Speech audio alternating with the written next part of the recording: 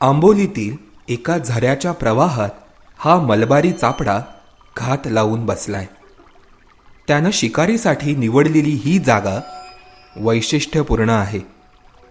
कारण wrinkled frog नामक बेडकानं दिलेल्या अंड्यांच्या शेजारीच त्यानं घात लावलाय. अंड्यांची पाहणी करण्यासाठी बेडूक तिथं आल्यावर चापडा अचानक हल्ला करून आपली शिकार साधेत. या प्रसंगाचा केंद्रबिंदू मलबारी चापडा नसून बेडकानं अंडी घालण्यासाठी निवडलेली ही जागा आहे.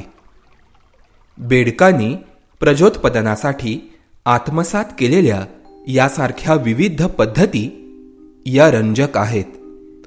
कारण वेगवेगळ्या अधिवासांनुसार बेडकांच्या वंशवाढीच्या पद्धतींमधील विविधता त्यांच्याप्रती कुतूहल निर्माण करते. 4 पायांच्या पृष्ठवंशी प्राण्यांपेक्षा उभयचरांनी आणि त्यातही खास करून बेडकांनी प्रजननाच्या विविध पद्धती आत्मसात केल्यात. याला त्यांच्या अधिवासामागील विविधताही कारणीभूत आहे. बेडूक हे फक्त पाण्यात राहतात असा समज आपल्याला असतो.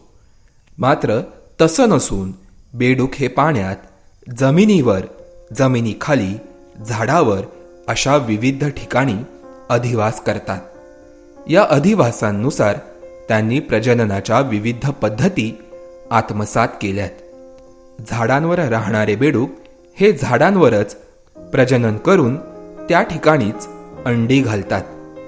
तर पाण्यात अधिवास करणारे बेडूक पाण्यातच आपला वंश वाढवतात. बेडकांची अंडी कवचरहित असल्यामुळे त्यांच्या वाढीसाठी हवामानात अधिक आर्द्रतेची गरज असते. अशावेळी पाण्याबाहेर अंडी घालणारे बेडूक हे दमट वातावरण असणाऱ्या प्रदेशात अधिक दिसतात. यामधीलच एक बेडूक म्हणजे मलबार ग्लायडिंग फ्रॉग. पश्चिम घाटात प्रदेशनिष्ठ असणारा मलबार ग्लायडिंग फ्रॉग हा बेडूक झाडांवर अधिवास करण्यासाठी ओळखला जातो. आपले संपूर्ण आयुष्य तो झाडांवरच व्यतीत करतो. त्यामुळे ही प्रजात आपल्या प्रजननाची संपूर्ण क्रिया झाडावरच करते. रात्रीच्या काळोखात मलबार ग्लायडिंग फ्रॉगच्या प्रजननाच्या क्रिया सुरू होतात.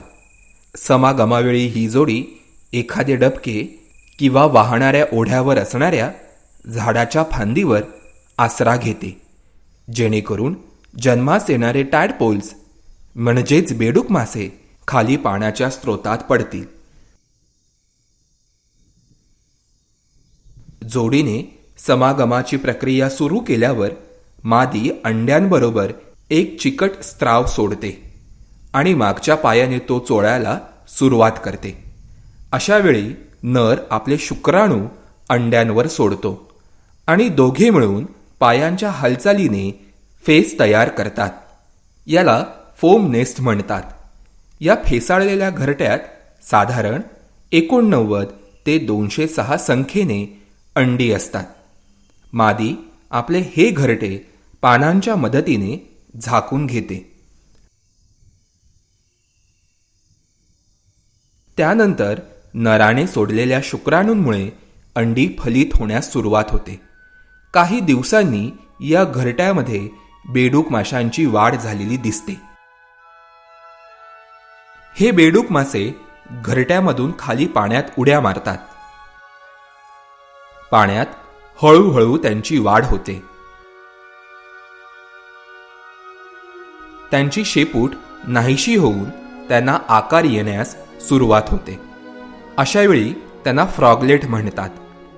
हे फ्रॉगलेट डबक्याजवळ असणाऱ्या झाडांच्या पानांवर निपचिपपणे पहुडलेले दिसतात. पावसाळा संपण्यापूर्वी या फ्रॉगलेटचे रूपांतर मलबार ग्लायडिंग फ्रॉगमध्ये होते. त्यानंतर ही मंडळी पुन्हा 9 महिन्यांच्या शीतनिद्रेसाठी झाडांच्या उंच फांद्यांवर जातात, ज्याला हायबरनेशन म्हणतात. झाडांवर प्रजनन करणारी आणखीन एक प्रजात म्हणजे आंबोली बुश फ्रॉग आणि बॉम्बे बुश फ्रॉग. या दोन्ही प्रजाती शेवाळाने भरलेल्या झाडांच्या खोडांवर अंडी घालतात. त्यानंतर नर त्या अंड्यांना फलित करण्यासाठी त्यांच्यामध्ये शुक्राणू सोडतो. ही अंडी त्याच ठिकाणी परिपक्व होतात, कारण त्यांना शेवाळामुळे आर्द्रता मिळते. आंबोली टायगर टोड नामक बेडूक हा जांभा दगडांच्या सड्यांवर अधिवास करतो. हे टोड पाणवठ्यापासून दूर सड्यांवरील छोट्या छिद्रांमध्ये साठवलेल्या पाण्यात राहतात. त्याच ठिकाणी असलेल्या खडकांवर आणि भेगांमध्ये अंडी घालतात. अशा स्वरूपात बेडकांनी आत्मसात केलेल्या प्रजननाच्या या विविध पद्धती भक्षकांपासून संरक्षण मिळवण्याबरोबरच इतर बेडकांच्या प्रजातींशी स्पर्धा होऊ नये म्हणून विकसित केल्या आहेत. एकंदरीत उभयचरांच्या संपूर्ण जीवनाबद्दल अजून सुद्धा विज्ञानाला फारशी माहिती नाही. उभयचरांच्या वर्तनाच्या अजून बऱ्याच नोंदी झालेल्या नाहीत.